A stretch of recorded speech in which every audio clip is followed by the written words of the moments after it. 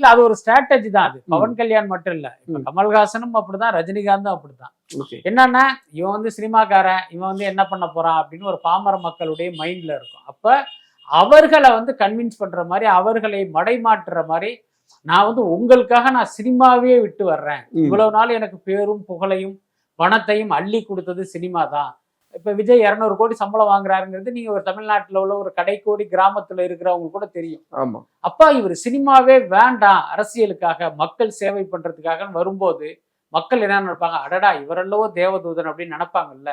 So அப்படி அவர்களை நினைக்க வைப்பதற்கும் அவர்களுடைய வாக்குகளை தன் பக்கம் திருப்புவதற்கும் செய்கிற உத்தி தான் அது. யதார்த்தத்துல அது சாத்தியம் இல்லை. ஏன்னா உங்களுக்கு அரசியல்ல நீங்க ஃபிளாப் ஆயிட்டீங்கன்னா அங்கதான் போயாகணும்.